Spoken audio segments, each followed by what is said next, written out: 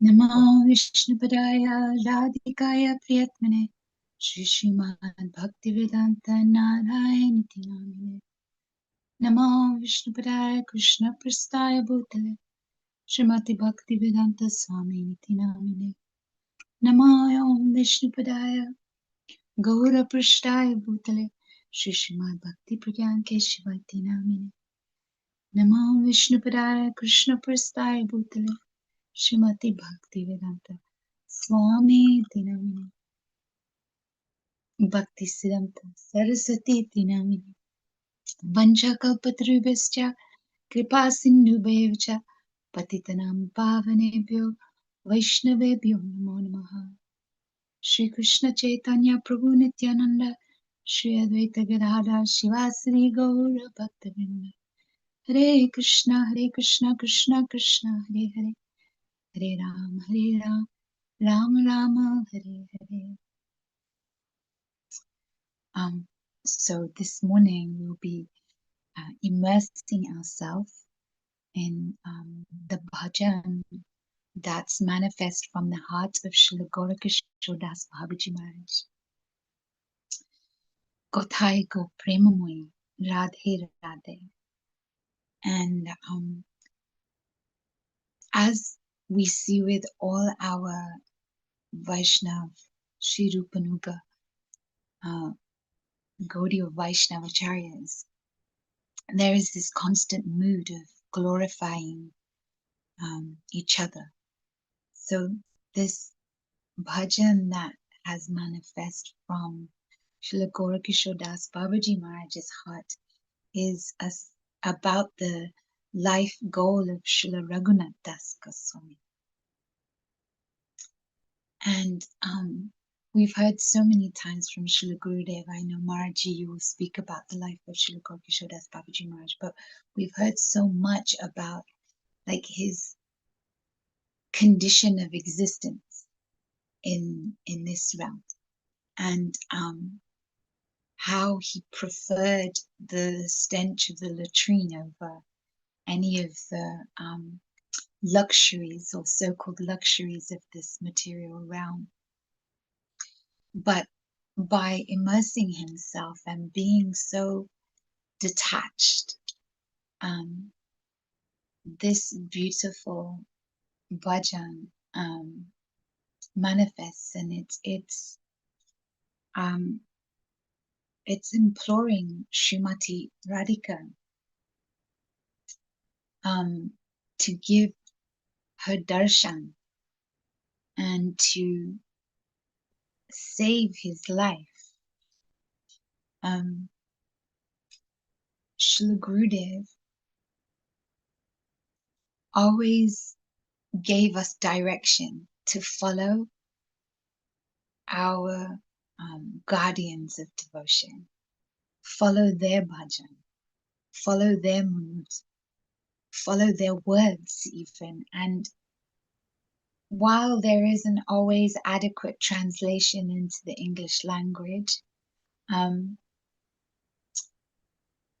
this bhajan, we can know that when we sing in this Bengali bhasha, or when we sing in Sanskrit language, it's a dynamic language, it's not static, and every word, like even the word amorous pastime or the phrase amorous pastime, there's a huge deluge of pastimes attached to that anyone you can be jumped into, and you could be carried to this mood of bhakti, this mood of humility. So I'm praying that just by hearing the words of Srila Gaura-kisora Babaji Maharaj, and his mood of supplication to Srila Raghunath Das Goswami, his glorification of how Srila Raghunath Das Goswami is searching out Sri Radha, Srimati Radhika in all places of Braj Mandal. I'm hoping that we all can follow in their footsteps, that Srila Gurudev guides us to follow in his footsteps.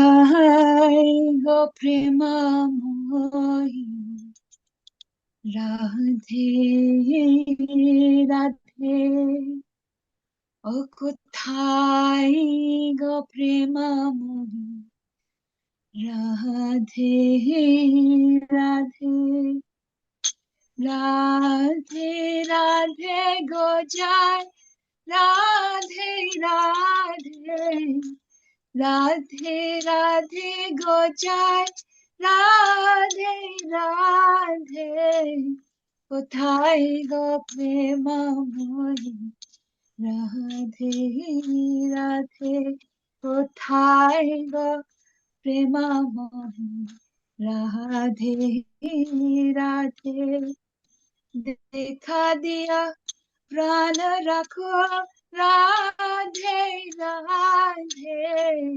देखा दियो प्राण रखो राधे राधे তোমায় গঙ্গা তোমায় ডাকে রাধে রাধে তোমায় গঙ্গা তোমায় রাখে রাধে রাধে কোথায় গো প্রেমময়ী রাধে রাধে কোথায় গো প্রেমময়ী রাধে রাধে বৃন্দাবন বিলাসিনী রাধে রাধে রাধে বৃন্দাবন বিলাসিনী রাধে রাধে কানো মান মোহিনী রাধে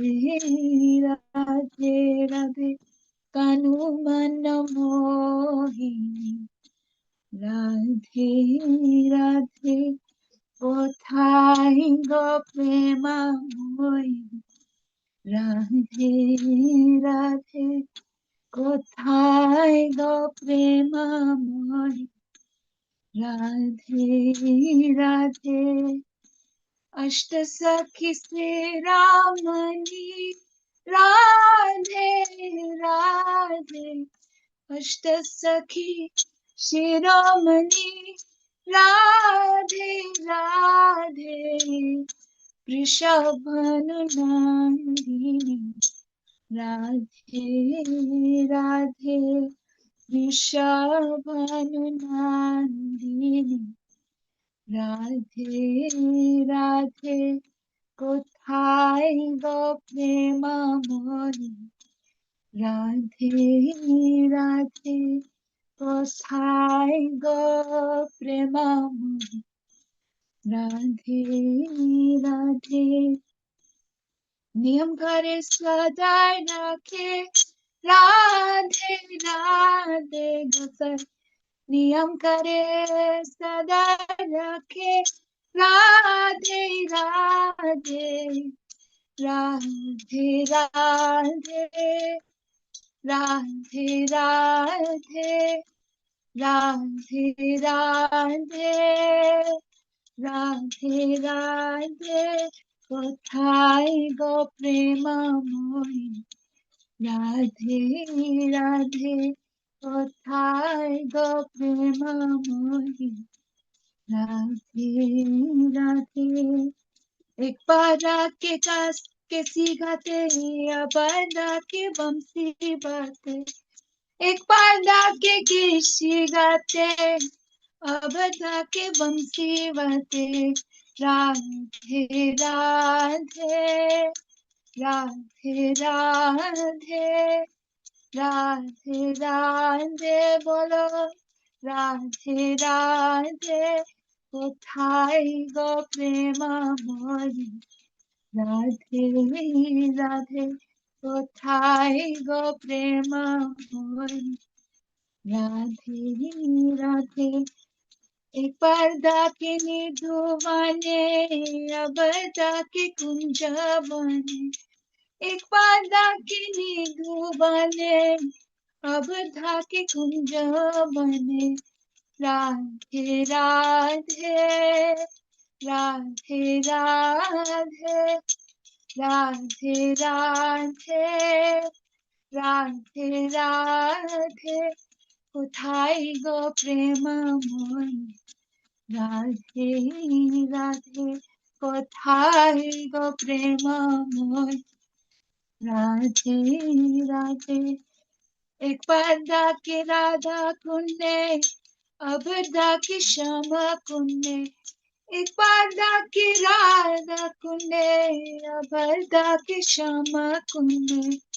राधे राधे राधे राधे राधे राधे बोलो राधे राधे कोथाई गो प्रेममय। राधे राधे कोथाई गो प्रेममय। राधे राधे एक पर्दा के कुसुम बने अबरदा के गोवर्धन, एक पर्दा के कुसुम बने अबरदा के गोवर्धन। राधे राधे राधे राधे राधे राधे राधे राधे कोथाई गो प्रेममय। राधे राधे कोथाई गो प्रेममय। राधे राधे एक पर्दा की ताला बने अबरदा की तामल बने, एक पर्दा की ताला बने अबरदा की तामल बने। राधे राधे बोलो राधे राधे श्री राधे राधे राधे राधे कोथाई गो प्रेममय। राधे राधे कोथाई गो प्रेममय। राधे राधे तो मले बस दिए गाय गजे दुलाय गदगद जाए, मले बस दिए गाय गजे दुलाय गदगद जाए। राधे राधे राधे राधे राधे राधे राधे राधे कोथाई गो प्रेममय। राधे राधे कोथाई गो प्रेममय। राधे राधे मुखे राधे राधा बोले बसन नयनेर जले, मुखे राधा राधा बोले बसे नयनेर जले। राधे राधे राधे राधे राधे राधे श्री राधे राधे कोथाई गो प्रेममय।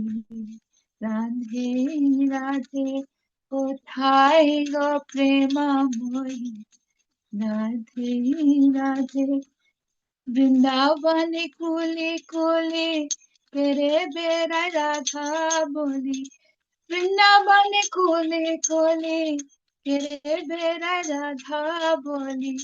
राधे राधे राधे राधे श्री राधे राधे राधे राधे कोथाई गो प्रेममय। राधे राधे कोथाई गो प्रेममय। राधे राधे चौपन रात्रि दिने जने नारदा गोविंद बीने, चौपन रात्रि दिने जने नारदा गोविंद बीने। राधे राधे राधे राधे राधे राधे श्री राधे राधे কোথায় গো প্রেমময়ী রাধে রাধে কোথায় গো প্রেমময়ী রাধে রাধে চারিদণ্ড সুতি থাকে স্বপনে রাধা গোবিন্দ দেখে চারিদণ্ড সুতি থাকে স্বপনে রাধা গোবিন্দ দেখে রাধে রাধে রাধে রাধে রাধে রাধে শ্রী রাধে রাধে কোথায় গো প্রেমময়ী রাধে রাধে কোথায় গো প্রেমময়ী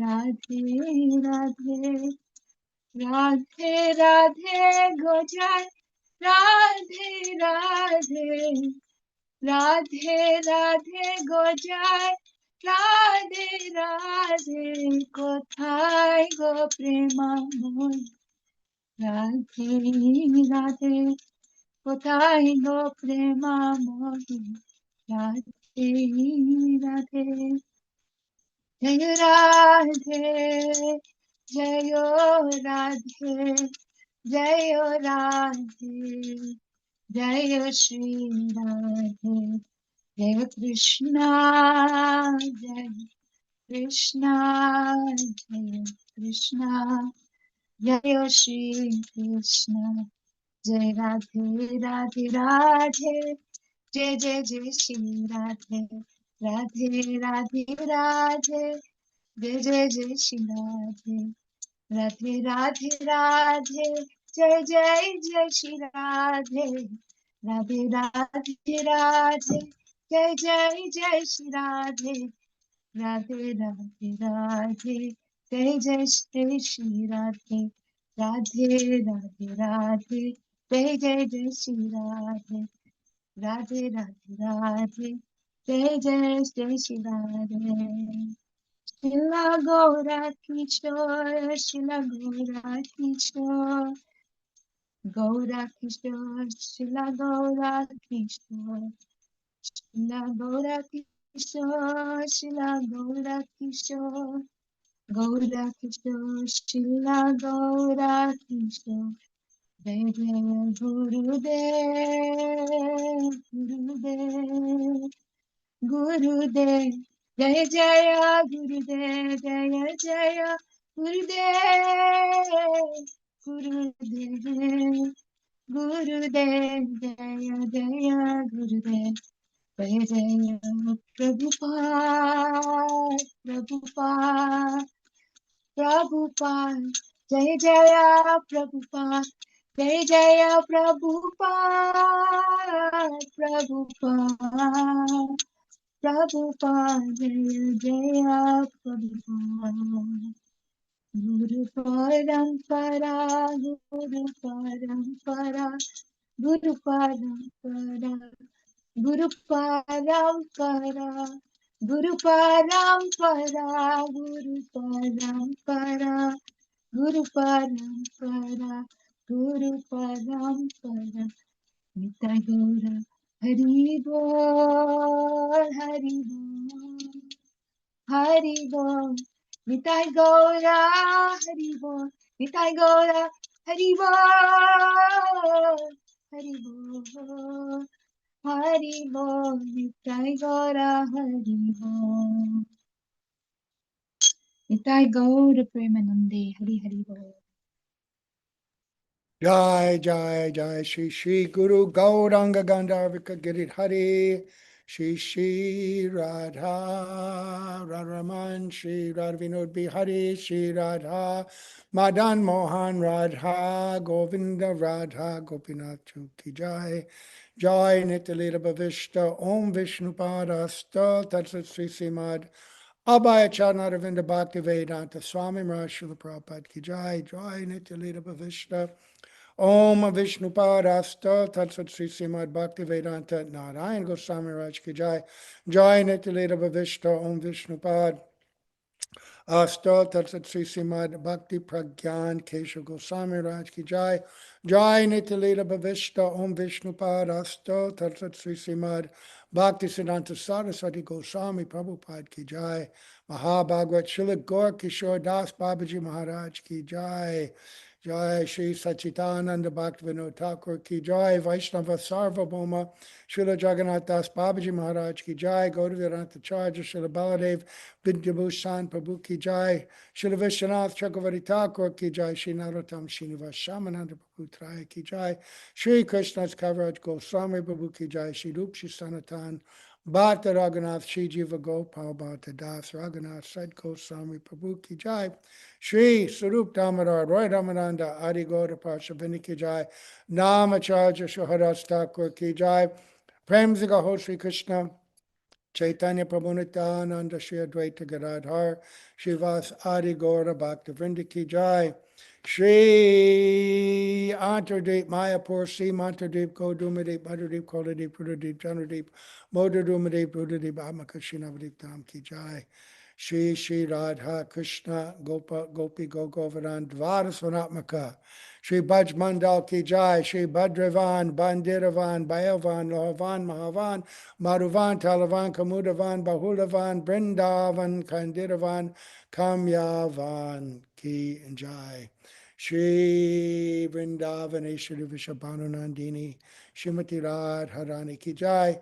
Srimati Lalita, Srimati Vishaka, Adi Astasaki Vrinda Ki Jai, Shri Rupa Manjari, Shri Dati Manjari, Adi Manjari Vrinda Ki Jai, Srimati Purnamasi Devi Ki Jai, Srimati Vrinda Devi Ki Jai, Shri Gopi Swam Hadev Ki Jai, Shri Jagannath Das Babaji, Goswami Maharaj, Tirubhav Titi Mahamahotsav Ki Jai, Shri Bhakti Dayata Shri Bhakti Dayata Goswami Maharaj, Avibhav Titi Mahamahotsav Ki Jai, Ananta Koti Vaishnavinda Ki Jai, Nitai Gaur Premanande, Hari Hari Hari Bol.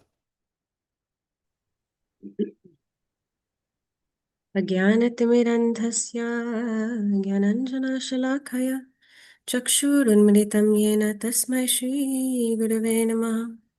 गुरवे गौरचन्द्राय राधिकाय तदालय कृष्णाय कृष्णभक्ताय तद्भक्ताय नमो नमः। वञ्छाकल्पतरुभ्यश्च कृपासिन्धुभ्येव च पतितानां पावनेभ्यो वैष्णवेभ्यो नमो नमः। जय श्री कृष्ण चैतन्य प्रभु नित्यानंद श्री अद्वैत गदाधर श्रीवासुदेव श्री गौर भक्तवृंद। हरे कृष्णा कृष्ण कृष्ण हरे हरे, हरे Ram Ram Ram Hare Hare. So first we're offering my unlimited koti dandavat pranam unto the dust of the lotus feet of my Diksha Gurudev Nityalila Pravishtam Vishnupada Sutra Satashishman to the Bhakti Vigyan Bharti Goswami Maharaj, and the same unlimited koti dandavat pranam unto my Harinam Gurudev Nityalila Pravishtam Vishnupad Astotra Satashishman to the Bhakti Vedanta Narayan Goswami Maharaj, and to Srila A.C. Bhaktivedanta Swami Srila Prabhupada, and to all the Vaishnavas who are, were, and will be, and unto Srimad Bhaktivedanta Vaikanas Maharaj, unto Sripad Bhaktivedanta Tiridani Maharaj, and unto all of the Vaishnavas present here, my Dandavat Pranam. Welcome to day 26 of our virtual parikrama. We're very fortunate to again be continuing on such an auspicious day. Today is the Srila Ekadasi. It's Utthana Ekadasi. Today also begins Bhisma-pancaka, which is the last 5 days of our parikrama. And also it is the wonderful Tirubhav Mahamahotsav of Srila Gaura-kisora Babaji Maharaj, the Gurudev of Srila Bhaktisiddhanta Saraswati Thakur, and also the glorious Avirbhav Titi Mahamahotsav of Srila Bhakti Daita Madhva Goswami Maharaj. We began Kartik with the, I believe, disappearance of Srila Bhakti Pragyan Keshav Goswami Maharaj, and now we are ending our series with another glorious Acharya. So I believe Sripad Bhaktivedanta Vaikanas Maharaji will speak first on Srila Gaura-kisora Babaji, And then Sripad Tridandi Maharaj will speak on Srila Bhakti Daita Madhav Gosai Maharaj. So please, Maharaj, your 30 minutes begins. Hare Krishna. All right. Ajnanatimirandasya Jnananjana Shalakaya Chakshuna Militanjena Tasmai Shri Gurave Namaha Gurave Gaura Chandraya Radhikaya Tadalaye Krishnaya Krishna Bhaktaya Tadabhaktaya Namo Namaha Namo Om Vishnu Padaya Krishna Prasthaya Bhutale Srimate Bhaktivedanta Swami Niti Namine Namaste Saraswati Deve Gauravani Pracharine Nirvishesha Shunyavadi Paschatya Deshatarine Namo Om Vishnu Padaya Shri Radha Priyatmane Shri Srimad Bhaktivedanta Narayan Goswami Iti Namine Aldaya Madhya Ganashta Yuktam by, oh no, oh my God. Varam Varenyam Purusham. Yeah, I know, wait.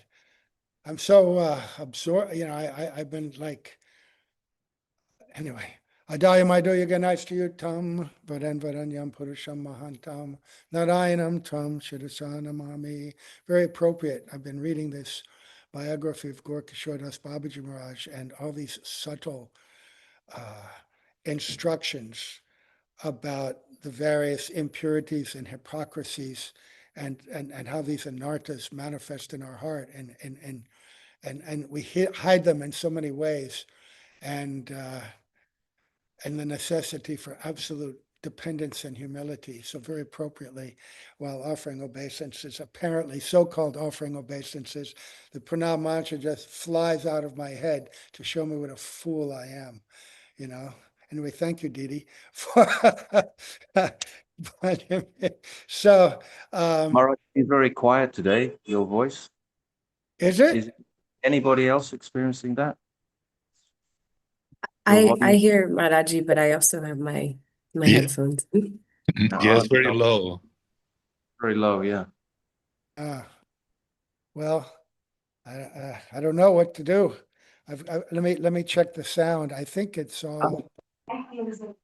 Mic closer. Can the mic go closer? It's your computer, right? Yeah, the thing is today, here I'm putting it really close. I'm using a book, and so I need to have a place to put it. Anyway, Namo Gaura-kisora Sakshat Vairagya Murtaya Rupanuga Vairagya Vipralamba Rasambodhe. Vipralamba Rasambodhe Padambu Jaya Te Namaha. Unrehearsed. Anyway, this is good. Thank you, my beloved guardians, for crushing me in this way. So we begin by offering our most humble obeisance unto the lotus feet of our beloved gurus, unto all the assembled Vaishnavas, Vaishnavis. This is a very special day. It's the last 5 days of the Parikram. So we're begging our Srila Prabhupada, our Srila Gurudev, please allow us to offer some glorification, some appropriate remembrance, some way in which we can actually take genuine shelter of your lotus feet. We've always heard that these last 5 days, that if you can't do all of Chaturmasya, then you do the last month very strictly. And if you go to the Parikram in Vrindavan, you make your best effort. But somehow or other, if you can't go on that entire Parikram, at least make the last 5 days, these Bhisma-pancaka, go there for that with intensity and determination. And can't think of a more appropriate way to meditate on how to do the Parikram and our bhajan in general than reading about the life and teachings of Sri Gaura-kisora Babaji Maharaj. There's this book that was printed in 1990. Oh, it's showing backwards. It says Babaji Maharaj. It's biographies of Jagannath Das Babaji Maharaj and Gaura-kisora Babaji Maharaj. And the author, Karnamrita Das, is crediting for the biography of Gaura-kisora Babaji Maharaj, articles were written by Bhaktisiddhanta Saraswati Prabhupada himself in his magazine. What was it called? Toshani, the magazine started by Bhaktivinoda Thakur, and then which he continued. So after the disappearance of Gaura-kisora Babaji Maharaj, he began Vaishnava Toshani. He began writing articles about him. And then these were collected, and the author found them in the Devananda Gaudiya Math. I believe the author is my godbrother, because he's also writing and quoting R. Srila Prabhupada very much in his own introduction, explaining about the nature of Gaura-kisora Babaji Maharaj and the nature of real devotion. Rupa Pillai. No, Karnamrita Das. Oh. Karnamrita Das. And then he was living in Mississippi. His name was, anyway, something, Soul. His last name was Soul. So reading this was rather extraordinary, humbling, and daunting, because you really have to contemplate deeply what he's saying. His instructions appear to be so uncompromising and strict, almost like we don't hear generally from our own spiritual masters, because our spiritual masters, they are trying to accommodate, at least certainly in my case, people that are so far from having genuine qualification. And yet, Gaura-kisora Babaji Maharaj, he was living in Navadvip in the last part of his life. And he was living as a Bhajananandi. There's Bhajananandis and Goshtanandis. These are two kinds of Mahabhagavats. And the Goshtanandi, which characterizes the majority of our acharyas, they are preachers. They're Mahabhagavats who act on the platform of Madhyam to interact and relate and reach out to people in general. And what that means, acting on the Madhyam platform, they act in such a way that ordinary people can at least relate and understand. They will see them as great devotees, but they don't generally show, they're not living, at least to our eyes, in the internal world, right? But the Bhajananandis, they are constantly absorbed in the internal meditation, the internal Leela of Radha and Krishna, or Mahaprabhu.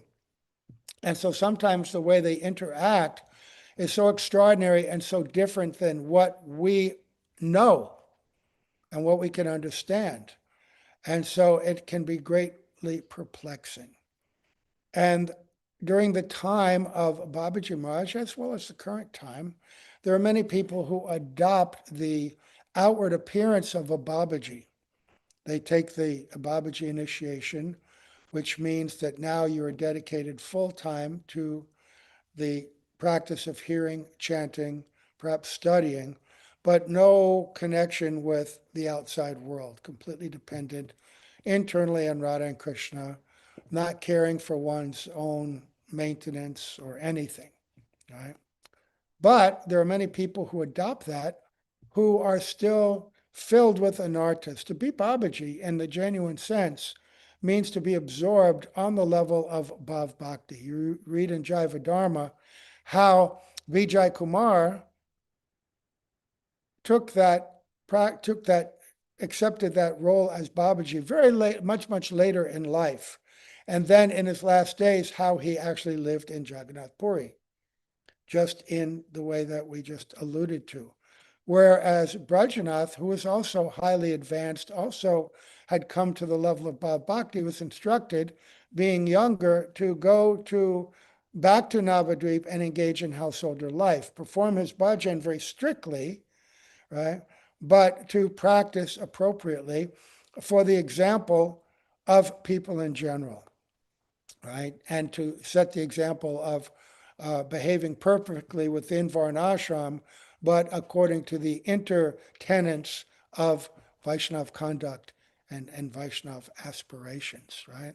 So when we read about the life of Gaura-kisora Babaji, when he's in Navadvip, his teachings, his pastimes, he is showing the singular focus, practice, and mentality of a perfected soul with no anartha, no outside, no anyabilash, no separate interest. This was what he was getting across. And Bhaktisiddhanta Saraswati Prabhupada had the opportunity to associate with him because of his close relationship with Bhaktivinoda Thakur, Gaura-kisora Babaji's close relationship. He was, where did it says in the beginning where he was born and raised. He started his life out as a householder. He came from, it appears to be a Vaishya family. And in his early life was married and engaged in grain business, and buying and selling apparently. And he was married, but fairly early on, his wife left this world. It said he was engaged in household life maybe up to 20 years, but that means from a young teenager, he was doing business with his family, and they get married very early in India. So then after that, he went to Vrindavan and studied and took instruction from very high-class Babajis, like Bhagwat Maharaj, Bhagwat Babaji Maharaj. I think he had association with, Jagannath Das Babaji and that line, and was highly, highly regarded by that collection of Gaudiya Vaishnavas.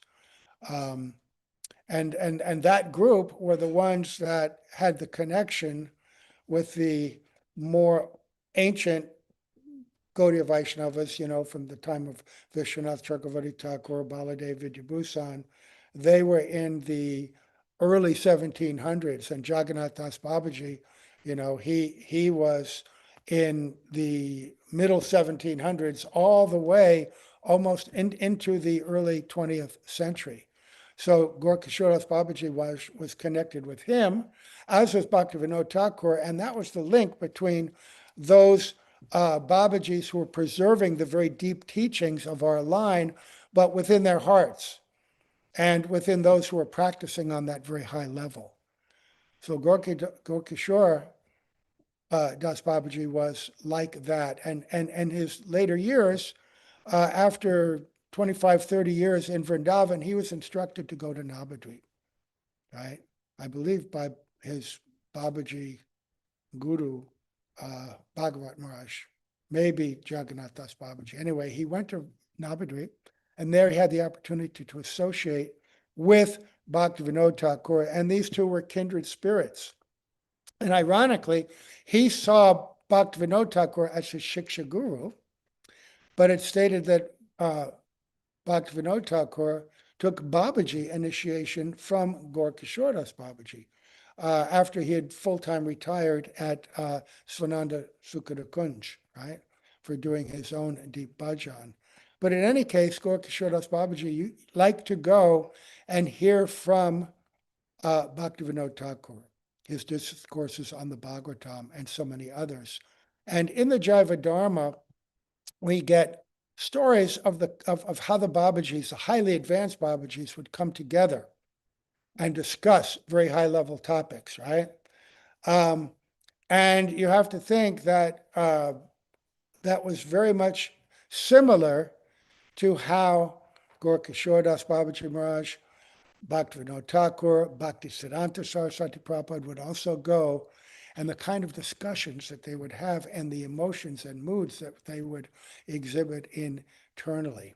So Gaura-kisora Das Babaji lived extraordinarily simply. He very rarely had any fixed residence at all. He's completely detached. And he would just wander here and there. And externally, he was not an educated person. It's described that he carried a couple of books with him. One of them was Narottam Das Thakur's Partana, so he could certainly read. I mean, he was a merchant. But when they say illiterate, he wasn't educated highly in Sanskrit and grammar and rhetoric and all, like so many others of that time. And yet, he was a profound scholar by his internal realization and he was considered a perfect authority by any of the genuine sadhus and scholars of Sri Navadvip. And if there was a question of Siddhanta, subtle Siddhanta, or conclusions, then he would be consulted.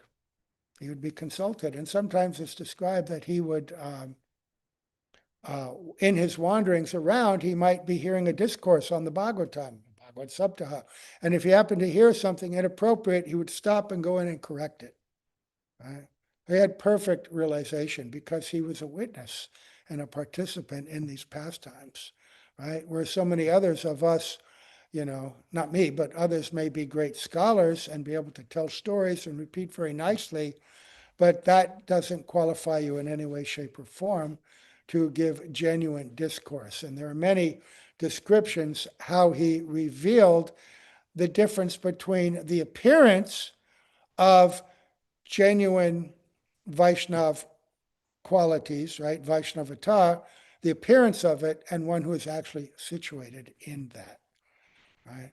And when you read his stories and read his teachings, and then sometimes in this book, references are made to statements made by our Srila Prabhupada, but also many references to Bhaktisiddhanta Saraswati Prabhupada, his stern adherence to these principles, demanding adherence to these principles, comes directly by his own account from his being the student of Gaura-kisora Babaji Maharaja. And this is also quite extraordinary because before meeting Gaura-kisora Babaji Maharaja, there was always this lamentation, where will he find a genuine guru?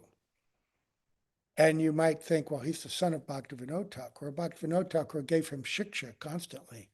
And in one sense, he's considered the disciple of Bhaktivinoda Thakur because he absorbed so much from him. We are a line of Bhagavad Parampara, right? Where instruction is as important as Diksha and can actually supersede it. But there's no scholar in the modern day that's considered the equal of Bhaktisiddhanta Saraswati Prabhupada, up, since the time of Jiva Goswami.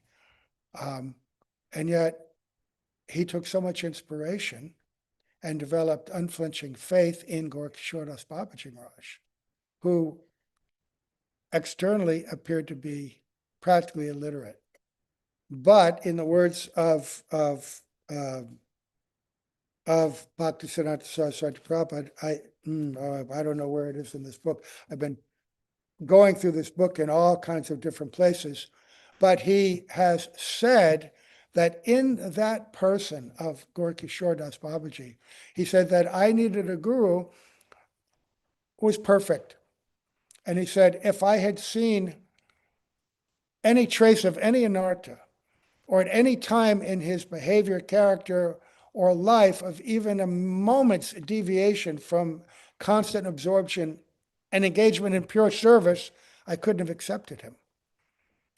But in that person alone, I saw all these qualities. And he saw him as a direct representative of Raghunath Das Goswami. He saw Swarup Damodar Goswami in Bhaktivinoda Thakur, and he saw in Gaura-kisora Babaji Raghunath Das. Right? So, because of their engagement in these times of coming together at the place of Bhaktivinoda Thakur, he developed great faith in hearing from him and seeing him, and begged initiation from Gaura-kisora Babaji Maharaj. He was also recommended by Bhaktivinoda Thakur. But Babaji Maharaj was not inclined to give initiation, just like Lokanath Das, right? I've not come to this world, I'm not accepting disciples. And he wouldn't do it. And despite repeated requests and attempts, and even, Bhaktivinoda Thakur requesting, he wouldn't do it. Finally, Bhaktisiddhanta Saraswati Prabhupada was prepared to give up his life. He said, what is the use of a life where I can't get, if I'm unqualified, I can't get this bona fide guru? And they stopped eating. He stopped eating and drinking. He didn't make a show of it, didn't stand on a bridge and declare it to the world. He just stopped eating. And then Bhaktivinoda Thakur, seeing this, personally made an appeal to Gaura-kisora Babaji Maharaj that if you don't, this poor boy will give up his life. So at that time, Gaura-kisora Babaji Maharaj accepted him. And his disciple, he called his disciple Prabhu. He called his own disciple Prabhu. He considered him so exalted. And just such incredible humility. Bhaktisiddhanta Saraswati Prabhupada called him Prabhu. He was the life and soul of his life was Gaura-kisora Babaji Maharaj. This was not just a show bottle initiation, and that his real guru was Bhaktivinoda Thakur. Both were there, but his devotion to Gaura-kisora Babaji Maharaj was absolute and complete.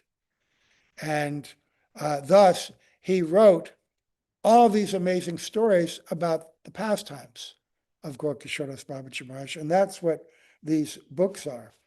This beautiful book.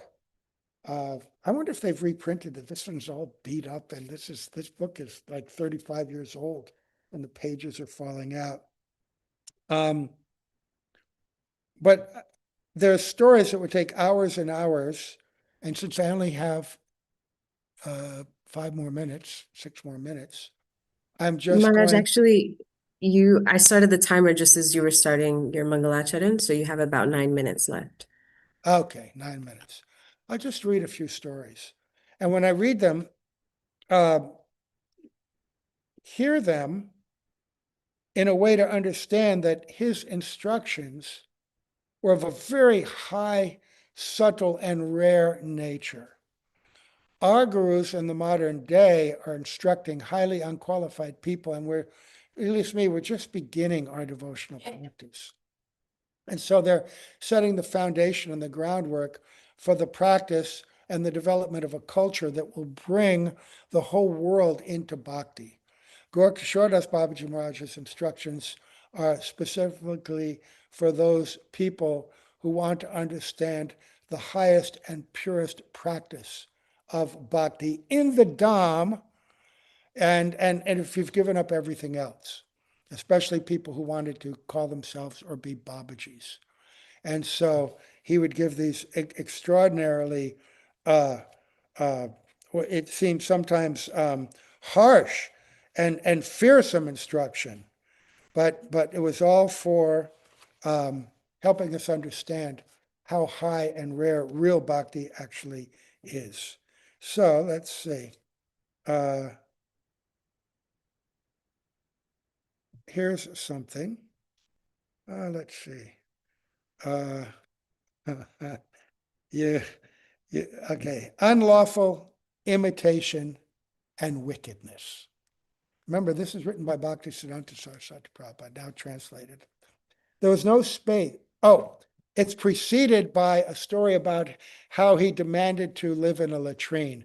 He was staying at a dharamshala, and he told the couple, they asked, what service can we do for you? And he said, I want to do my bhajan in your latrine, because there I won't be bothered by worldly people. And they couldn't do that. They just, what? Who could do that, right? Imagine if your guru came to you and said, make me a place of bhajan in the bathroom, and not a Western bathroom, an Indian bathroom, a hole in the ground, filthy underneath, smelly in every way. If you've ever been in a traditional Indian latrine, it's just ghastly. So they couldn't accommodate. Finally said, if you want me to be here, if you want any contact with me, you have to do it.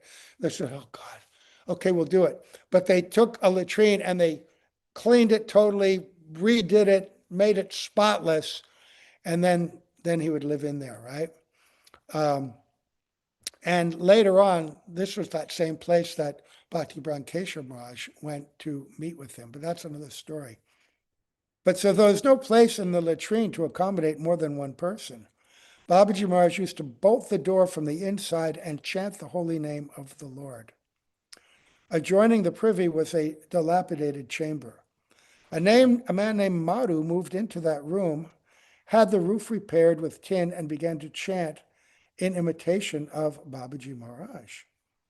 One day, Babaji Maharaj called out to him, saying, what are you doing? And what are you contemplating in that room with the door closed? What are you thinking about in your secluded state? He who does not chant the holy name of Hari in the association of devotees, free from offense, is not in a position to see anything but the four walls of a room. Are you seeing the surroundings? Are you thinking about desirable women, fame, or material gain? If you remain in that room, then different kinds of rubbish thoughts will assail you. So you're imitating only, and you're going to be victimized by your own impure mind, saying you're not eligible.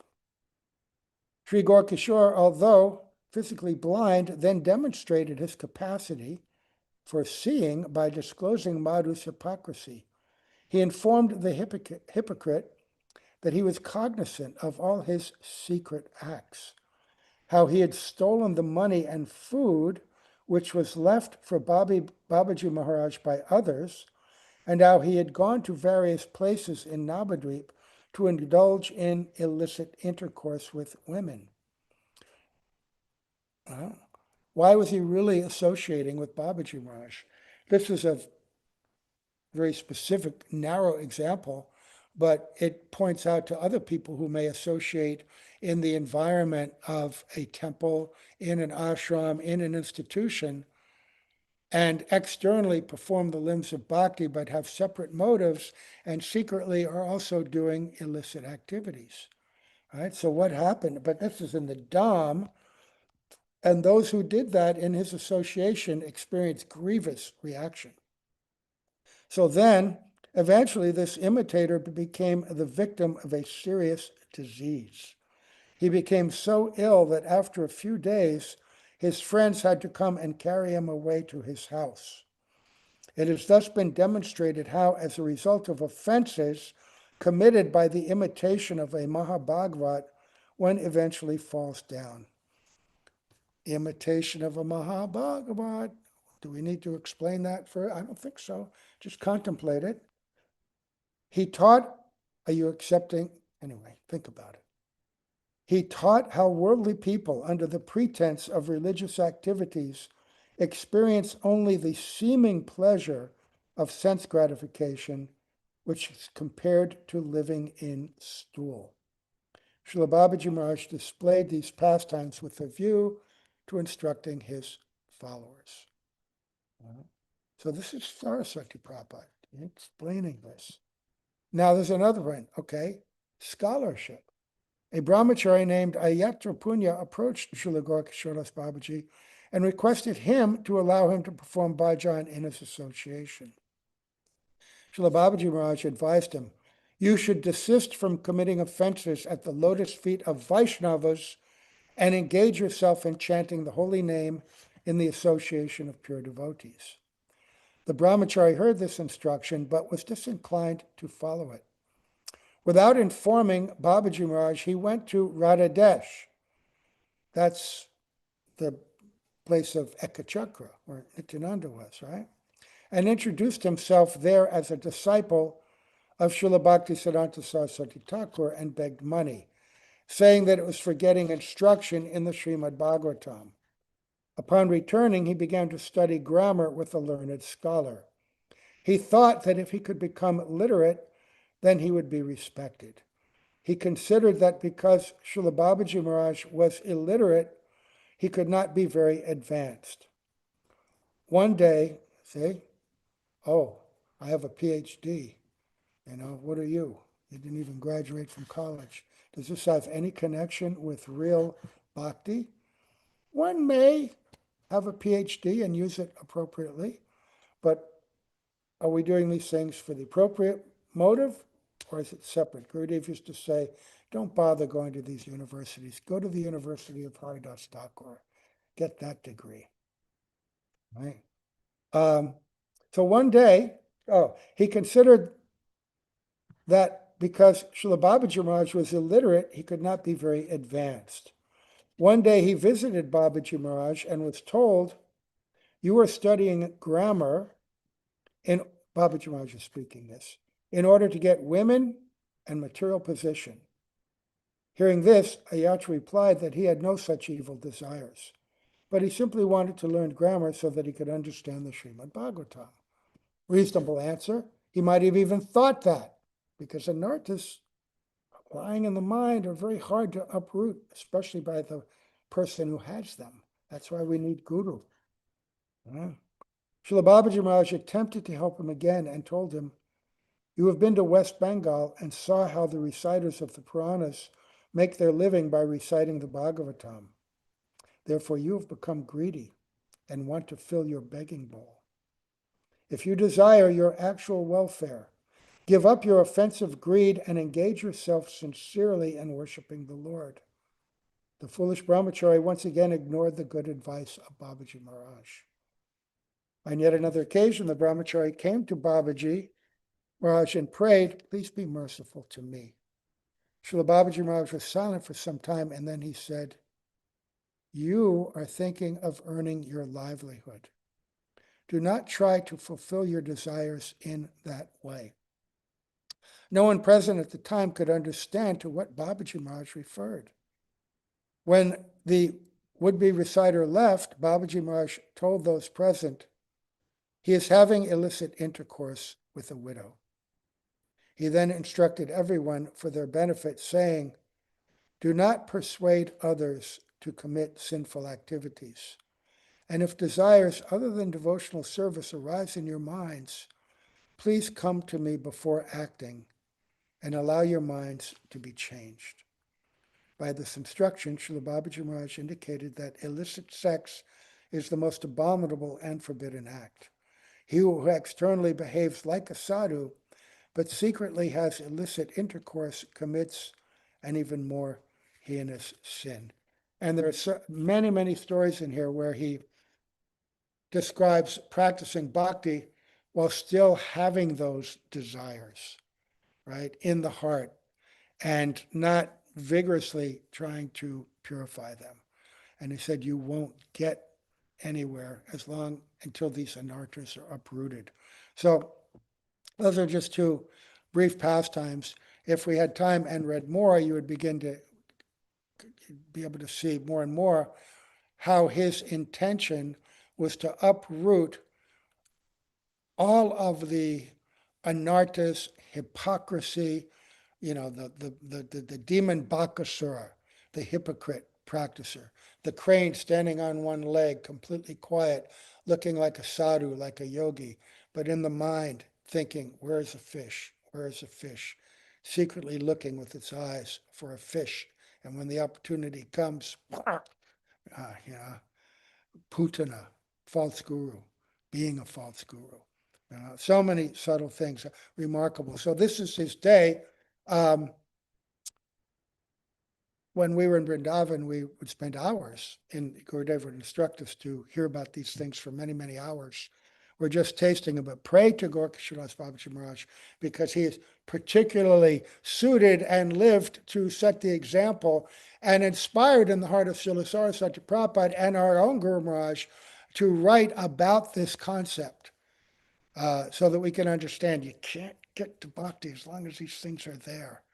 So I was very fortunate to be humbled in the beginning of the talk so that I could, realize that even a pretense of scholarship can be crushed in a moment by the Lord, so that we can actually be humble and pray to become worthy and one-pointed, and anyabhilashita shunya, right? Okay, so I'll stop here. Thank you. Really appreciative of having the opportunity to speak about him. Now I'm going to read this book. I'm going to read this book. I recommend this to anybody. Gaur Premanande Hari Hari Bol. Thank you so much, Utthana Ekadasi, for offering your Pushpanjali and sharing some of the glorifications of Srila Gaura-kisora Babaji. It's very wonderful, beautiful. And even his concluding pastime where he had disappeared, and some of the Babajis had come around and they were wondering, oh, he wants to be dragged with a bullock cart, tie his feet. He wants to be dragged across the dam, like this. And Srila Bhaktisiddhanta Saraswati came and he stopped them and he, said to them that, oh, similar around this illicit sex thing, how many of you have not had intercourse with a woman in a month, in a week, in a day? And then, all of them put their heads down. And so then Srila Saraswati Thakur, he was able to, perform the Samadhi ceremony in the proper way for the Gopashala Babaji. So thank you so much for glorifying him. And now we're moving on to the Bhaktivedanta Sridhami Maharaj, who will glorify to the Bhakti Daika Madhava Goswami Maharaj. Okay, Maharaj, your 30 minutes begin. Hare Krishna. Dandavats, Anuradha, Dandavat pranams, Hare Krishna.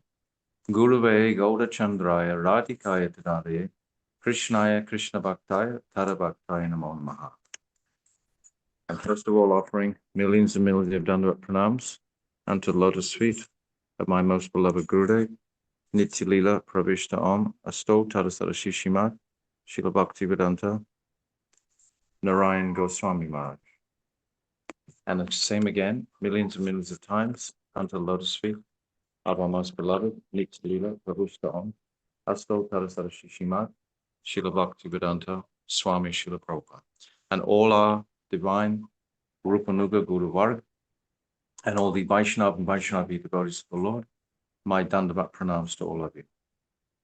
So thank you, Anuradha, for telling that pastime at the end. I was going to actually say it myself no, this is very good because it's the most famous pastime. When Bhaktisiddhanta Saraswati, he challenged all those smarters. You want the body. They all wanted the body for their own prosperity, for their mandirs, ultimately. And then Bhaktisiddhanta Saraswati so boldly stepped forward and said, no one can touch this body.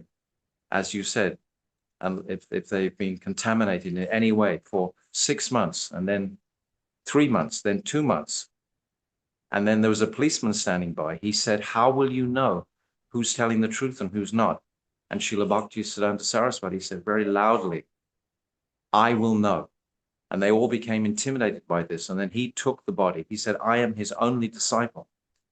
And he took that body and put it in samadhi. And then later on, Srila Bhaktivedanta Keshav Maharaj had to move that samadhi to the other side of the Ganga.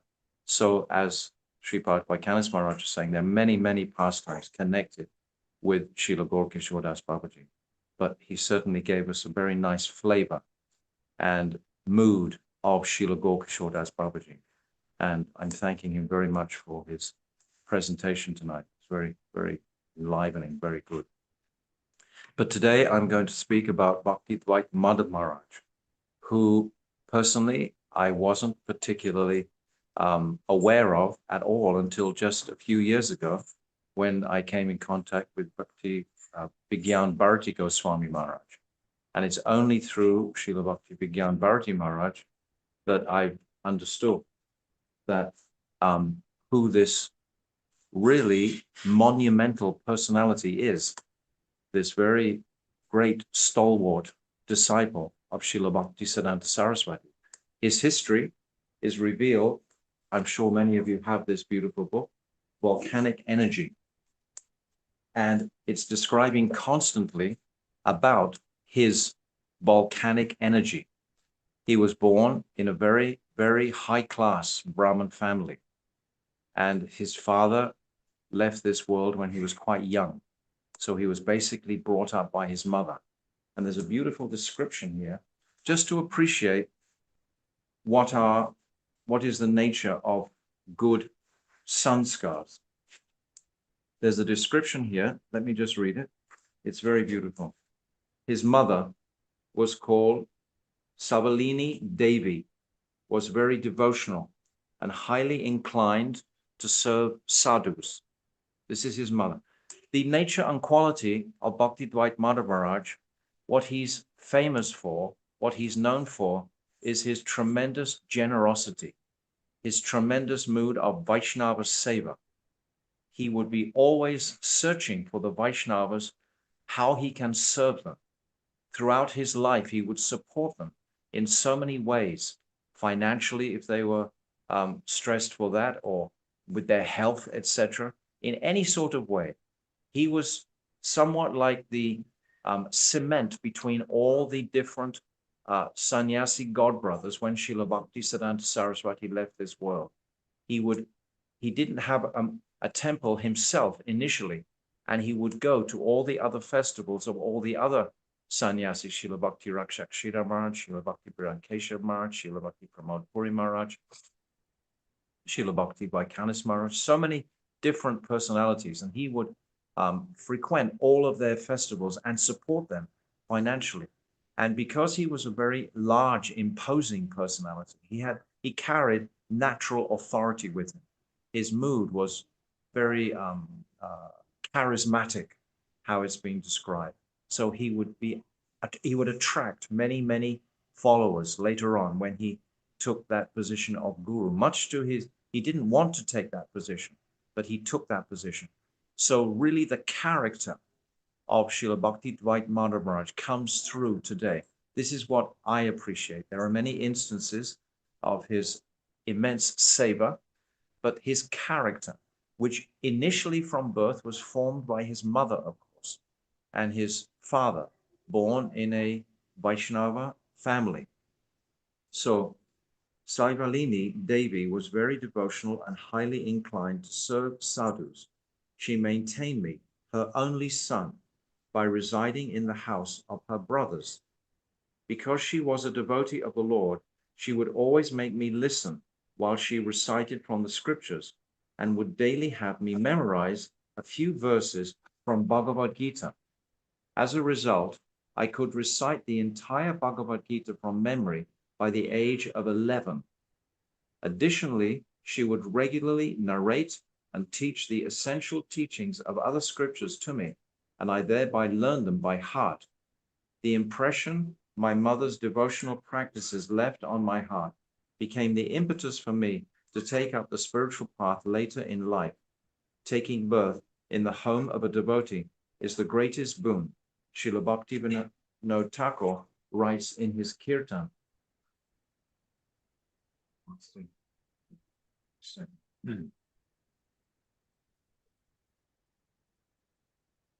This Janmai bo moi icha jadi tora bhakta griha jani janma hoi mora.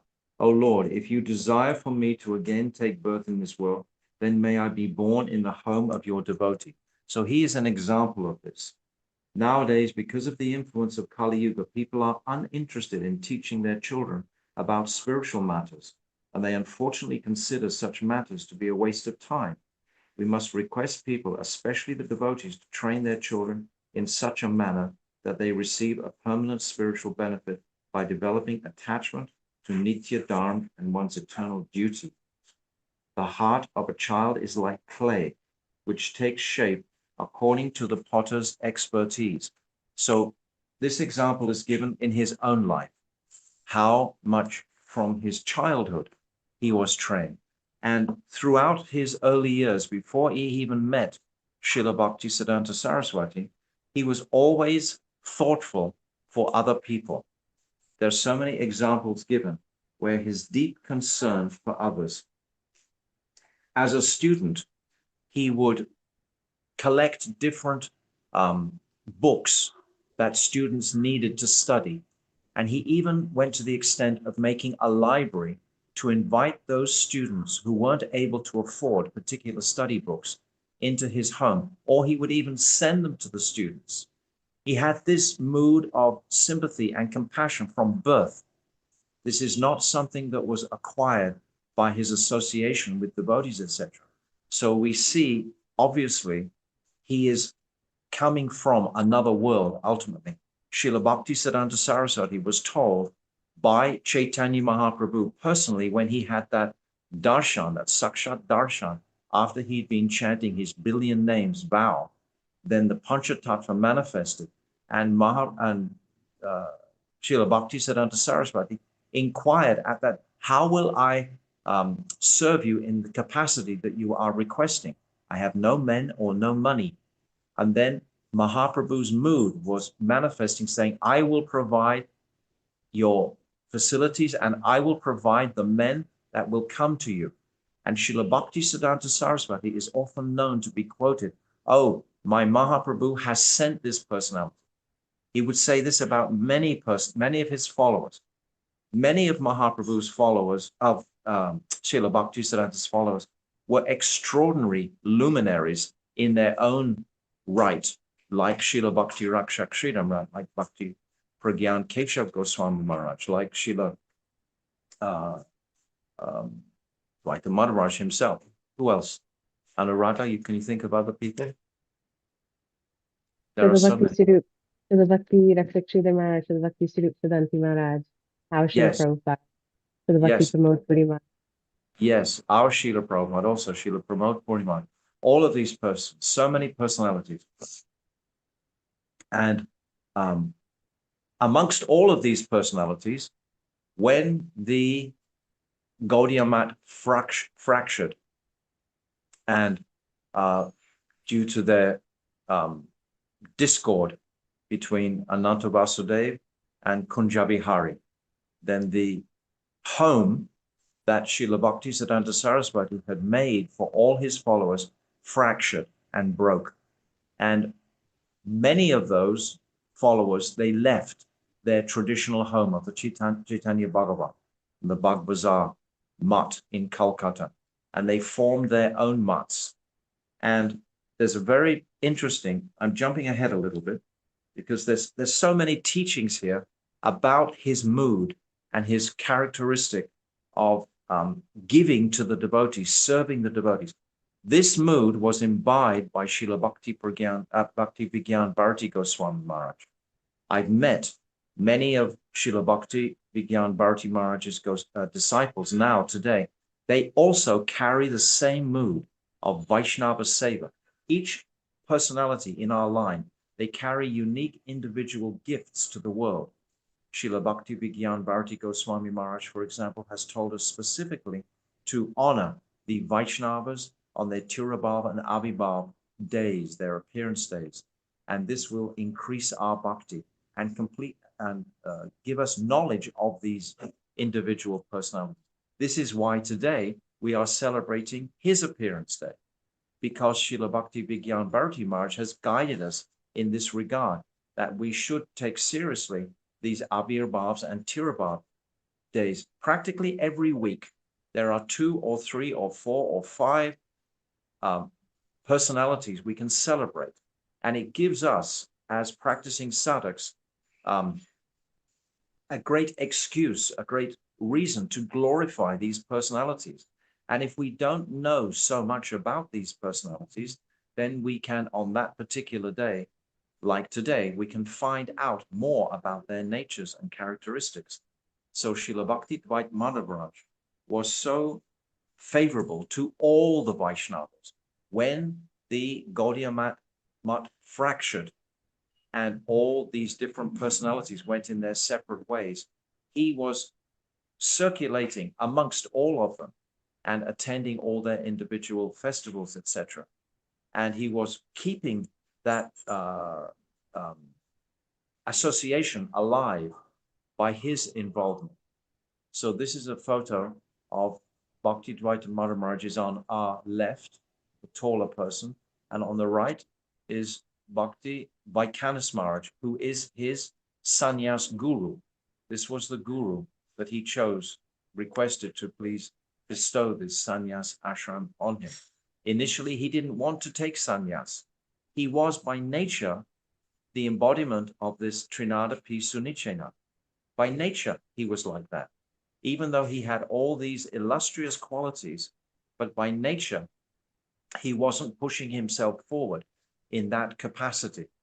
And eventually he had to be requested by many of his godbrothers repeatedly to take this sannyas ashram, which eventually he did. And then again, he was requested to, yes, this is him on the left, you can see the taller person, yes. And very imposing personality, and very dynamic, very charismatic. And as a consequence of this, actually, even amongst his own godbrothers, there was envy, because there's the pastime that Bhakti Vigyan Bharati Maharaj relates about Kunjabi Hari, who became Bhakti-Vilas Tirtha Maharaj. And Bhakti-Vilas Tirtha Maharaj, I'm not sure who this is. Oh, yeah. Yeah. I'm not talking about them. But Bhakti-Vilas Tirtha Maharaj, yes, this is, requested him, it's described in this book, that when they were holding the initiation festivals, that Bhakti-Vilas Tirtha Maharaj was residing in the yoga pit. So he requested he was residing in the Chaitanya Mat. And then he requested Srila Dwight Madhav Maharaj to please perform his initiations in the yoga pit. And then they be saying that so many people came to his initiations. So then he requested him, actually, he should perform his initiations in Srivas Angam, even in a smaller place.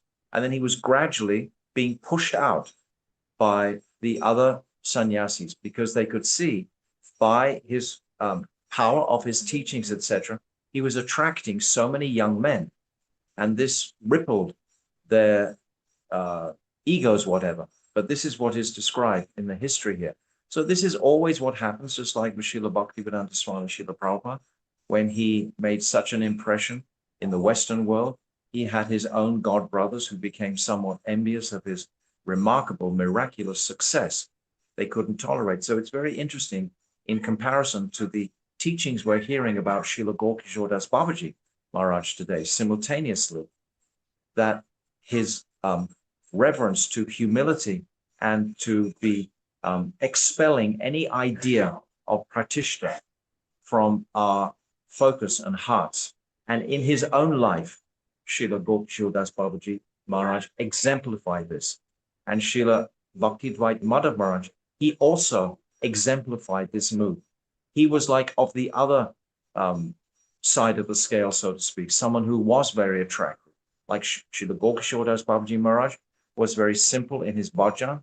Sometimes he would even just live under a boat. He would do anything, or live in a latrine, we've heard, to dispel people away from him. But Srila Dwight Madhav Maharaj, he was actually attracting so many people. So this is him in the center we see here.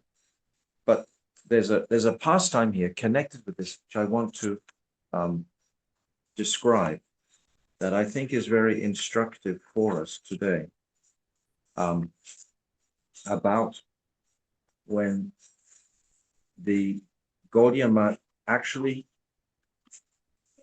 did fracture. So he gives a very wonderful perspective. And basically, he's saying, I don't think I have to read it, I can just reiterate it. He's saying that everything is Krishna's arrangement, because many of the Vaishnavas, the sannyasis at that time, the senior devotees, they were commiserating that, oh, our great society that Srila Bhaktisiddhanta Saraswati has erected with his life's blood is now all disintegrating. But Srila Bhakti Dwight Madhav Maharaj, he didn't have that impression at all. He was saying that actually everything is by divine arrangement. This is by Krishna's arrangement, that all the senior men are now making their own mats. They're making their own places. They're propagating their individual unique qualities in their own areas and making their own disciples. So this is a good thing. This is spreading the mission of Chaitanya Mahaprabhu in a much broader way. It's not isolating them to one particular following or one particular mat or one particular person. It's giving an opportunity to so many. It's like today, for example, if we look across the Ganga from Navadvip, we see so many mats going up the other side. All of these mats all have their own acharyas, their own followers, etc. They're all teaching the same message of Mahaprabhu, but in their own individual ways, which will give the sadhak more scope to be attracted to their particular unique way. You understand? It like just gives us more scope. It's not a negative thing at all. Personally, I appreciated this point very much when our own Sangha Srila Bhaktivedanta Narayan Goswami Maharaj's Sangha began to break up a few years ago, I also had this same feeling. Srila Bhaktivedanta Narayan Goswami Maharaj was also a greatly powerful personality and attracted many charismatic, powerful preachers to his flag. And those powerful preachers should have their own spaces to preach the message of Chaitanya Mahaprabhu. It doesn't all have to come under the one banner or the one institution or the one flag, so to speak. Personally, I feel that it's very successful the way Krishna and Mahaprabhu are orchestrating this. But now today, many of these personalities, they have their own mutts or they're developing their own mutts, and it will go on to fragment like that so that more people will have space to actually choose their particular unique personality that they want to follow.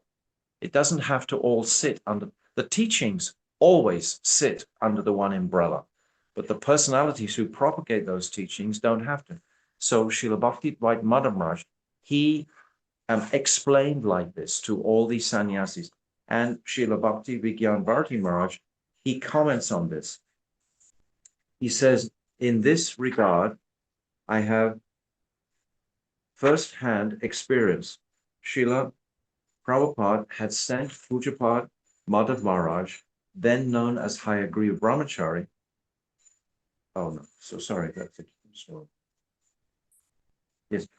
So this vision that Srila Dvaita Madhav Maharaj was always positive. His whole nature was positive.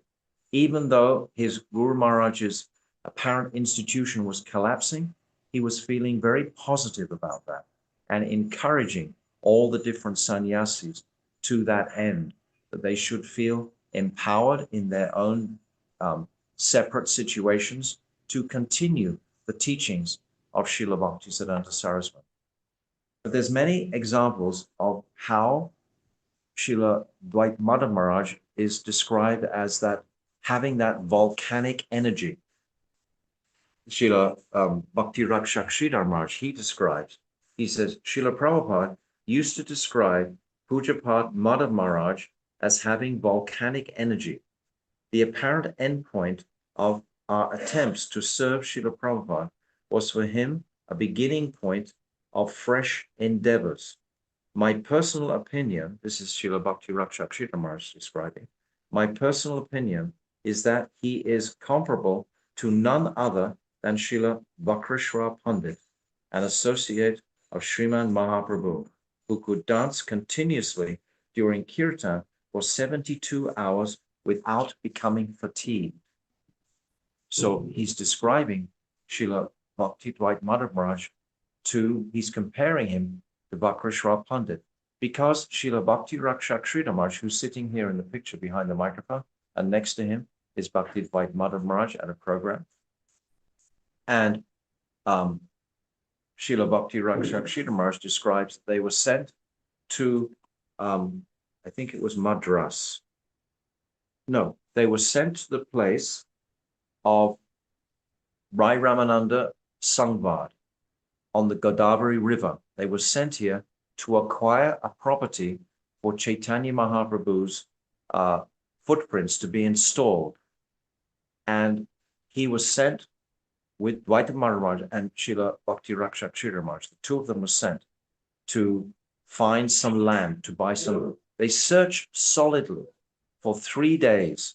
They combed the area, searching for a piece of property where they could erect the memorial with Chaitanya Mahaprabhu's lotus feet there. And after 3 days of struggling very hard to acquire this property, they couldn't. And Srila Bhakti Rakshak Sridhar Maharaj, he suggested to Bhakti Dvaita Madhav Maharaj, I think we have searched exhaustively now, and we can't find a piece of property that is suitable for our budget and suitable for what we actually need. I think we should actually go on to Madras now and continue our preaching program. But Bhakti Dvaita Madhav Maharaj, he said, no, we should give this a few more days. Srila Bhaktisiddhanta Saraswati, he's ordered us to do this project. So they searched again diligently for 3 or 4 more days. And then they came up with the perfect property, perfect location. They managed to purchase it. And today, even there is a temple in this place. A Gaudiya Math is there now flourishing. And this was due to the enthusiasm of Srila Bhakti-Dvaita Maharaj. Srila Bhaktisiddhanta Saraswati would also describe him as having this volcanic energy.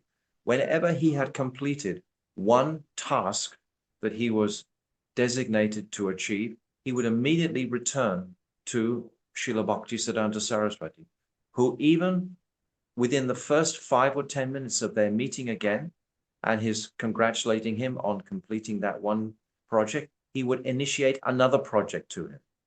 When he returned from this Godavari project, he said straight away, now you have to go to Mathura and begin to prepare for our Brajamandal Prikrama. Every project that Srila Bhakti-Dvaita Maharaj was designated to perform, he completed successfully with great effort and energy. And he was very good at collecting funds for the Math. He had no problem in collecting because he was from such a high-class Brahmin family. He was used to material facilities coming easily, and people would respect him and honor him. And it was very easy for him to collect the funds. He actually collected practically all the funds in Jagannath Puri for our temple there. Between the Jagannath temple and the Gundicha, we have our Gaudiya Math there, a very large Gaudiya Math that Srila Bhakti Vigyan Bharati Maharaj himself actually built a lot of that when he was serving his Guru Maharaj, Srila Bhakti-Dvaita Maharaj. And it was the finances that Srila Bhakti-Dvaita Maharaj was able to raise that manifested, because that was the original house of Bhaktivinoda Thakur, and they acquired that property, and then they turned it into a flourishing math on the energy of Srila Bhakti-Dvaita Maharaj. He would come to many of his godbrothers' maths where they were struggling, and he would fund them, and he would send men to them to help them to construct their individual maths, etc. This mood of always supporting the Vaishnavas, it's described that actually when he was leaving this world, the Sevaks, his disciples, were trying to stop his energetic service and telling him he should slow down now. Now the doctors had ordered him he should rest more, he shouldn't do so much service. And he responded at that time, I have been given a material body for only one purpose, and that is to serve my Chaitanya Mahaprabhu. I will serve him till my dying breath. I have no need for this comfort, for this old age as a patient, as the doctors are ordering me to do, etc. I will serve to my dying breath. We see the same example of Srila Bhaktivedanta Swami Prabhupada. He was translating right up to the very point of his leaving this world. So these types of devotees, they're a whole separate generation, I feel, to what we have today. These devotees were inspired by Srila Bhaktisiddhanta Saraswati to dedicate their entire existence to the service of their Guru Maharaj and to the service of spreading the mission of Chaitanya Mahaprabhu. This is the caliber of these devotees. And it seemed to sort of end when Srila Bhakti Vigyan Bharati Maharaj left this world himself. The devotees today, of course, are very enthusiastic and so on, but the degree and the capacity, that last picture is very beautiful that we have. These Pramod Puri Maharaj, Srila Bhakti-Dvaita Maharaj, and Srila Bhakti Raksha Maharaj. They created a formidable atmosphere of potency in their preaching to the intelligent class of Brahmins in particular, and all classes of people in the world. So very, very high-class devotees. This is the first time in my life that I've been given an opportunity to actually speak on Srila Bhakti Dvaita Maharaj. My familiarity with him is not very much, but I'm learning today in particular, reading this book and coming to appreciate the compassion and heart of this great magnanimous personality. I'm thinking that perhaps Sripad Vaikanis Maharaj might have some words, or even Anuradha, you might have some more words to say about Srila Bhakti Dvaita Madhav Maharaj in his glorification. If you have, please say any words at this point. You can speak. If you have, if you know more histories, you're muted. Well, oh, here he is. I know you know many, many histories. It's just that time doesn't allow. You could go on and on and on, especially from that book. The book is But filled. Now, can recount one thing in reading those books and his history, which really affected me about his humility. And well, actually, they're interconnected. One real quick, you were talking about his mood of service to his godbrothers. You know, our Srila Prabhupada was having great difficulty in acquiring land in Mayapur because the communist government would work with the local farmers and intimidate them not to sell land to Srila Prabhupada. They didn't want this. And this was like, I guess, 70s, late 60s, early 70s. He was trying so hard, couldn't get land. So Bhakti Rakshak Sridhar Maharaj conveyed this to Srila Madhav Maharaj, that, Swami Maharaj is having so much difficulty getting land. Perhaps you could help him. Because as you said, he was very expert in raising money and cutting through red tape, acquiring land. He did it at the Godavari. Later, he was going to do it in Puri. But Madhav Maharaj was a little piqued because our Srila Prabhupada, he could speak harshly about some of his godbrothers, and he often spoke about how they weren't cooperating for the international preaching mission, right? Oh, they're just ringing bells in the temple. And to Madhav Maharaj, that was painful. It's pinching, right? Because as you said, he was a very active, energetic preacher, had opened up so many temples himself. And he conveyed that to Srila Sridhar Maharaj. Oh, he says we're just ringing bells. And then Srila Sridhar Maharaj says, oh, but Swamiji's worldwide Sankirtan movement, right? To ring the bell in that grand assembly would be so great a thing, right? And as soon as he heard that, Madhav Maharaj, his heart immediately softened. And his whole mood, he changed. He said, oh, okay, I'll help him.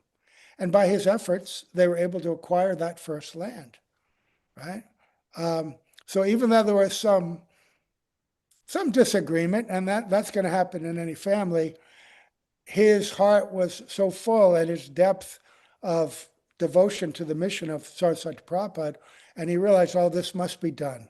And so he took it upon himself and cleared those obstacles, and thus we were able to get that land in Mayapur, which was the beginning of Srila Prabhupada's efforts there.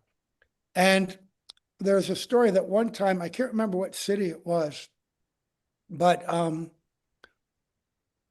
there was a program to be held with Bhaktisiddhanta Saraswati Prabhupada was going to come.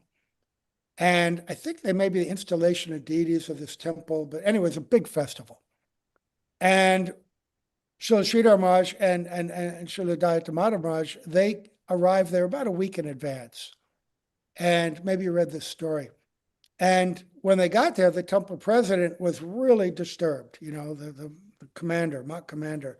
And he said, Guru Maharaj has instructed this one brahmachari to take charge of this organization of the festival, and he hasn't done anything. And now there's only a week to go, and no arrangements have been made. It was going to be a big festival, and in those festivals, you got pandals and arrange for cooking and food and places for the guests and all the deity service that had to be done. And he said, now there's only a week, it's going to be a disaster. So Srila Sridhar Maharaj says, don't worry, I will take charge of the deity seva side of it. And Hayagriva, who's brahmachari at that time, will arrange for the prasadam, the cooking, and for the guests, all of that. And they did that, and within a week, everything was arranged, and the festival went perfectly smoothly. And Bhaktisiddhanta Saraswati was very happy. And he praised all the devotees in the temple. But the temple president was upset. He said, oh, this brahmachari didn't do anything. He's been praised. Saraswati Prabhupada praised everybody. He should know that this brahmachari is derelict in his duty so that Guru Maharaj can chastise him for his own welfare. And Daita Maharaj, Bhakti Daita Maharaj, he didn't want to do it. He said, no, you should go and speak to him. And he kept harassing him for over many days. You should tell him. Finally, he agreed. So he went to Bhaktisiddhanta Saraswati Prabhupada, and he told him the story of how the festival actually happened. And Saraswati Prabhupada said, why are you complaining?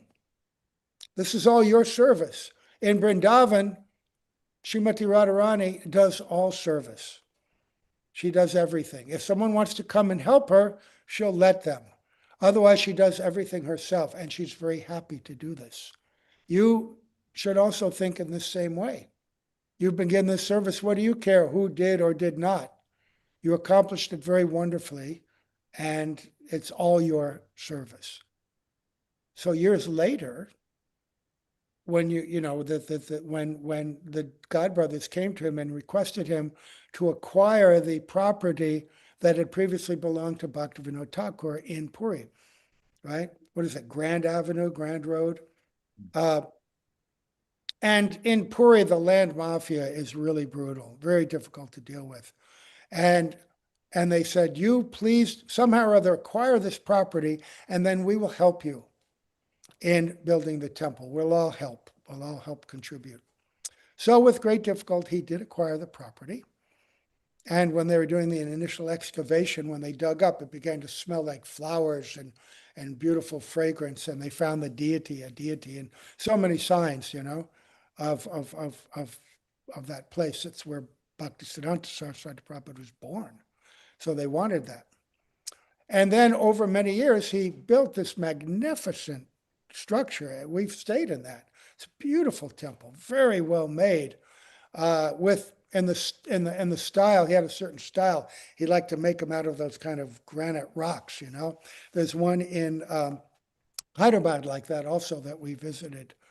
Bhaktivinoda Bharati Maharaj was involved in that. He was always involved in the construction of temples. He was very good at that. Anyway, they built it, and none of the godbrothers contributed any money or help. Right? But at the end of it, he didn't complain at all. What he said was, in the mood of what Saraswati Prabhupada had told him, my godbrothers, and this is his heartfelt feeling, my godbrothers are very merciful.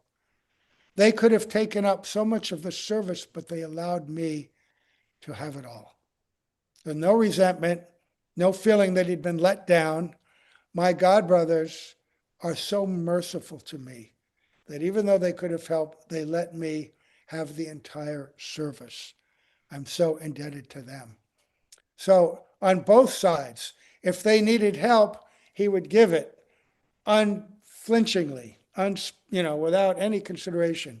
And if he was given a service and no one helped, he felt grateful that they could have, but they knew that, I would be happier and to take the whole service myself. He never criticized. He had this magnanimous mood of, generosity and humility. Anyway, just a couple little points about there's a very beautiful quote on the back of this. Thank you, Maharaj. Really love that. He says, Sri Vishnu and the Vaishnavas are the only objects of our service.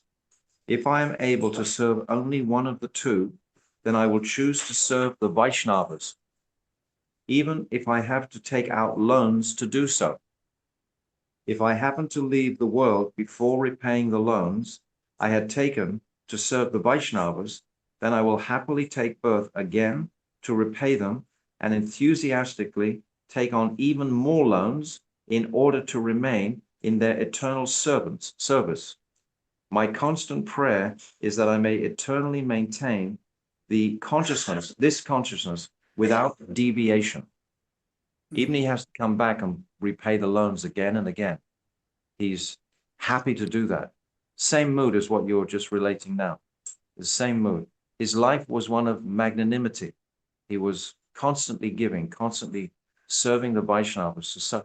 And that legacy continues today with the followers, I've noticed, of Srila Bhakti Vigyan Bharati Goswami Maharaj. I've met many of his followers, and they have that same mood of, we want to serve you personally, Vaishnavas. They want to serve the Vaishnavas. They're not looking to, they are serving the populace, of course, humanity, but they're particularly focused, and they've got their ears open to any service to the Vaishnavas they can possibly render. It's very wonderful because it's unique. You know, it's tangible. We see it. It's I appreciate it very much indeed. So I think our time is pretty much over. You're muted, Maharaj. You have to unmute yourself. Yeah. One symptom, because we had the opportunity to associate with Bhakti Balabhatir Maharaj, Bhakti Vigyan Bharati Maharaj. When you were in their company, or in that mutt in Puri, or in the one in Hyderabad, or wherever they were, you always felt extremely comfortable and welcomed. You always felt welcomed and comfortable. I mean, you could say loved. You know, they always, gave off this mood of affection towards Vaishnavas, towards anyone, you know. There's the story of Gurudev when maybe Anuradha remembers the story when Gurudev was Srila Bharati Maharaj wanted Gurudev to come to his festival. I think it was in Bangalore or Madras. I'm not even sure which place it was in, but he wasn't very well, and they weren't sure of any sort of accommodation he would have in that temple. So Srila Bharati Maharaj assured him that he would have a very good room. And Srila Bharati Maharaj, he left early for that festival place before Srila Gurudev arrived, and he emptied his own personal room. He took all his own contents out and put them in another room because he knew Srila, my Gurudev, Narayan Goswami Maharaj, would object if he thought he was emptying his own room. And then he gave him his own quarters with hot water and this and that and the other. So it's like you're saying, become fully supported by the service of the devotees for their guests, etc. So Srila Bharati, Vigyan Bharati Maharaj, he did this to our Gurudev. He gave him that tremendous. I can remember one time personally in Jammu, we went with Srila Gurudev to Jammu, and Srila Bhakti Vigyan Bharati Maharaj was there at the same time. And this was when Srila Bhakti, this was probably in the mid-90s, perhaps 96, 97, 98, something like that. And Srila Bharati Maharaj was there with a group of about 6 or 7 senior devotees. And we saw their camping condition. They were in a single room, and they were all lined up, all these beds with all these mosquito nets over them, right next to each other. And these were older devotees. All of them were in their 60s, coming on 70s at that time. And they were all living in such sort of an austere situation. But I remember seeing that and just appreciating the surrender and submissiveness of these Vaishnavas to the material inconvenience that they must have been going through in Chandigarh. And he also had a place in Chandigarh. But this was in Jammu in the north, Kashmir, Jammu. Yeah, very inspiring. Thank you both. I thank you both, Sripad Bhaktivedanta Devani Maharaji and Sripad Bhaktivedanta Vaikanas Maharaji, for such a beautiful glorification of both Srila Gaura-kisora Babaji and also my Param Gurudev Srila Bhaktivedanta Madhu Goswami Maharaj. I'm even recalling that at one point when Srila Bhaktisiddhanta Saraswati, he was inquiring who to send to the West, and Srila Bhaktivedanta Madhu Maharaj's name came up, and some of the disciples said that, that he or he gathers so much money that please do not send him, because otherwise we will not have any funds. And then also, I think someone had commented that, oh, because he is also so very good looking, that all these women would come and maybe disturb him in the West, so that it's not appropriate to send him. I am even also recalling. Live. Oops, I accidentally muted it. Sorry, just if you may have unmuted, then just please mute again. But I'm recalling how Srila Guru Maharaj, Srila Bhakti Vigyan Bharti Goswami Maharaj, one time that Srila Bhaktivedanta Madhav Maharaj's godbrothers were coming to the mutt, and that he gave Srila Param Gurudev gave the instruction to Srila Bhaktivedanta Bharti Maharaj that when my godbrothers come, then treat them just as good as you treat me. That see them as no different than you see me. And that actually, it's a really beautiful instruction, even for all of us. Simply because sometimes we have the party spirit mood. Oh, this is not my Gurudev. This is my Gurudev's godbrother, but still not my Gurudev. So I will not. There's not proper respect, not proper honor.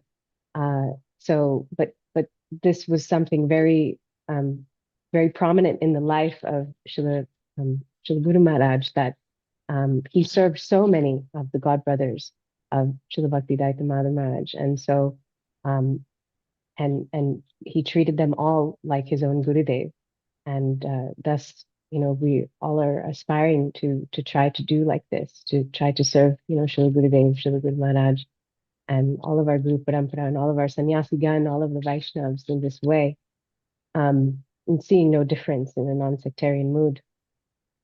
And I'm not really aware of possibly how many disciples are left, but of the prominent disciples, we have obviously who have left in the same year, Srila Bhakti Vallabha Maharaj and also Srila Bhakti Vigyan Bharti Maharaj.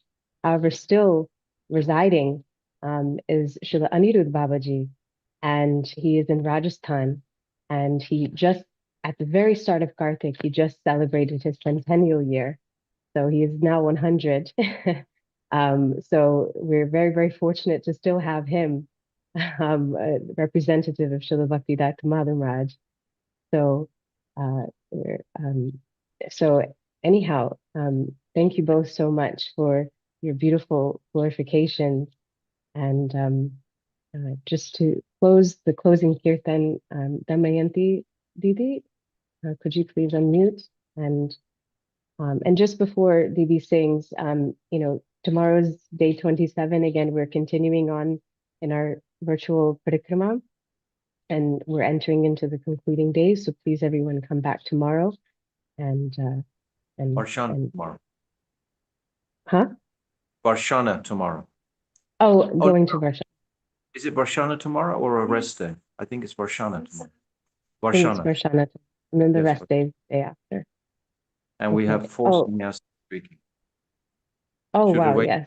Ashram Maharaj will be speaking, and Vaikanas Maharaj, I'll be speaking. So tomorrow, Varshana. I think Mahavadi Prabhuji wants to say. Oh, Yes, I'm sorry, Prabhuji, go ahead. No, you finish. I just have my only one point. I wanted to afterward maybe say something. Chaitanya Maharaj said something of what Gurudev's desire was, and then I wanted to, give another viewpoint from which Gurudev told me, but it's not part of the glorification. So I'd be willing to do it afterwards. That's all. Haribo. Okay. Yes, of course. The only thing I was going to just add is that that our Srila Prabhupada also sent a couple of his disciples to have association with Srila Bhaktivedanta Madhav Maharaj, and I believe he's not on, but he has been on Bhakti Zoom in the past, and that's Srimana Chittanandan Prabhu, who had a few instances of having from Darshan with Srila Bhaktivedanta Maharaj. So maybe one day we can hear from him also. So Damayanti Didi, if you can close out the kirtan, and then we will afterwards I'll end the Zoom, or sorry, not the Zoom, end the live stream, and then we can hear from Sriman Madhuri Prabhuji. Hare Krishna. Wonderful. Well, can I request something? Haribo, I'm sorry, who is this? Yeah, I'm listening for the Hari-katha today, but although I'm not so familiar with your previous, my previous pure pure devotee, but today that I learned something about that. All is the behavior and how to serve to the law or follow for the guru instruction. And then one point is that he was teaching us is a very Didi? important is the safe and wood, right? Mataji, if you have any question, I want to just conclude with the kirtan, and then I'll end the live stream, and then I'll open it No up problem. for. Okay, we will. Damayanti Didi? Hare Krishna. Dandavat pranams to Dandi Maharaj. Dandavat pranams to all the devotees. I am Nama Om Vishnu Padaya Radhika Priyatmane Shri Srimad Bhaktivedanta Narayaniti Namine Nama Om Vishnu Padaya Shri Guru Prasthaya Bhutale Shri Srimad Bhaktivedanta Madhava Iti Namine Gurave Gaurachandra Radhika Tadalaya Krishna Krishna Bhakta Tad Bhaktaya Namo Namaha. I'm going to sing Shuddha Bhakata on page 216.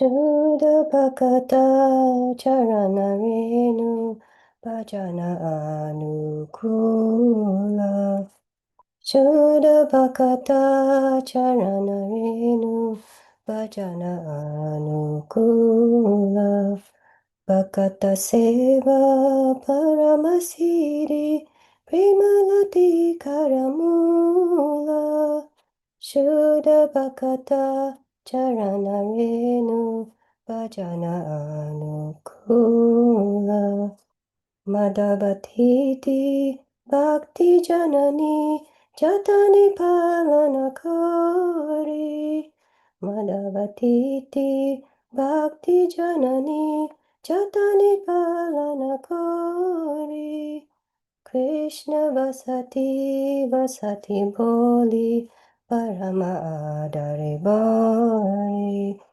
Shuddha Bhakata Charana Renu Bhajana Anukula Gora Amara Jisabastane Karala Brahmana Range Gora Amara Jisabastane Karala Brahmana Range Se Sabastana Hiribo Ami Pranahi Bhagata Sange Shuddha Bhakata Charana Renu Bhajana Anukula Mridanga Bhadya Sunite Mana Avasara Sadajache Mridanga Bhadya Sunite Mana Avasara Sadajache Gorahim Gorahe Goravito Kirtana Suni Anande Hridayanache Shuddha Bhakata Charana Renu Bhajana Anukula Yugalamurti Deki Amora Paramanandaya Yugalamurti Deki Amora Paramanandaya Jaya Radhe, Jaya Krishna, Prasada Seva Korite Hoya, Sakala Prapancha Jaya, Prasada Seva Korite Hoya, Sakala Prapancha Jaya, Shuddha Bhakata Charana Renu Bhajana Anukula Jedina Gruhe Bhajana Deki Gruhite Golokabaya Jedina Gruhe Bhajana Deki Gruhite Golokabaya Charana Sidhu Nekiya Ganga Sukhana Sima Paya Shuddha Bhakata Charana Renu Bhajana Anukula Tulasi Deki Judaya Prana Madhavato Shani Jani Tulasi Deki Judaya Prana Madhavato Shani Jani Jaya Rinde Jaya Jaya Rinde Gora Priya Saka Sevane Jivana Satakamani Shuddha Bhakata Charana Renu Bhajana Anukula Bhakati Vinora Krishna Bhajane Anukula Payaja Bhakati Vinora Krishna Bhajane Anukula Payaja Prabhu Hai Prabhu Hai Prati Divase Paramasuke Svikara Karayata Shuddha Bhakata Charana Renu Bhajana Anukula Jaya Madhavatiti Jaya Ekadasi Madhavatiti Jaya Ekadasi Hare Krishna Hare Krishna Krishna Krishna Hare Hare Hare Rama Hare Rama Rama Rama Hare Hare Jaya Radha Damodara Radha Damodara Radhe Jaya Radha Govinda Radha Govinda Radhe Nitai Gora Haribol Haribol Haribol Nitai Gora Haribol Nitai Gora Haribol Haribol Haribol Nitai Gora Haribol